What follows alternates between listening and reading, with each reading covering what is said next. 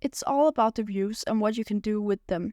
The 7 Views of OnTime gives you an overview of your organization, and you can adjust them exactly to your liking. Today I'll teach you how to use them.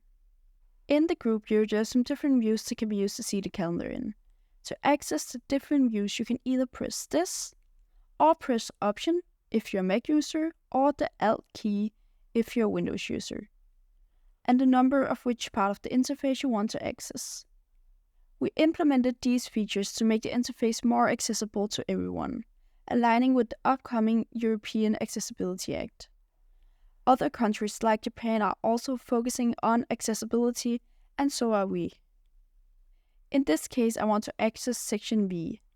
This allows me to shift freely using my arrows and enter on my keyboard. There's a group view, individual view, the weekly planner, and time off view, and then there is the list view.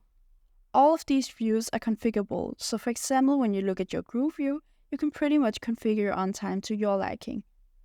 To access this section with commands, just press Option again if you're a Mac user, or Alt if you're a Windows user, and 4. Now you can use the Tab command to switch between the section. You can also choose between days and weeks, and how many you want to see. This determines the row height, and the row height defines how many overlapping events I can see while still being able to see the event description. This allows you to make it small if you want to fit many people into the view, or large if you're working in a team where it's more important to see the details. You can also set the time frame that you want to see the calendar in. This means you only see the relevant time during the day, giving you a simpler overview.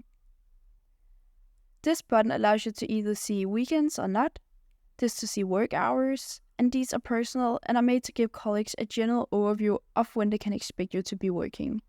These can be set in the settings. And lastly, if you want to see overlays. So let's move on to the next view. To get to the next view, you can either choose the view or again press section V and use the arrows to navigate and enter on the individual view. In the individual view, you can have some people saved on the left that you can easily move around between. This quickly gives you an overview of how a person's calendar looks and when their availabilities are.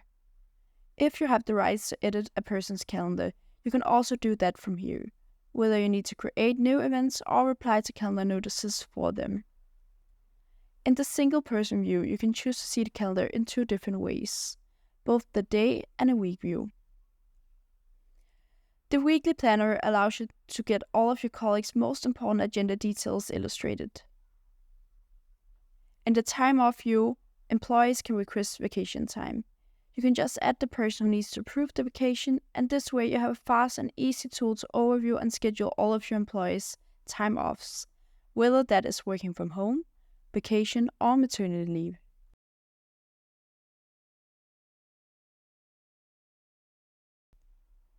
Lastly, I have the list view, where I can get all of the calendar events illustrated in a different way. On the left side, I can specify the things I'm seeing by choosing a time frame, the users whose calendar I'm searching in, and even things like category, invitees, and legends. The event that fit my search criteria will appear here, and from here I can then access them and even export them from OnTime, in case I need to send, share, or print them.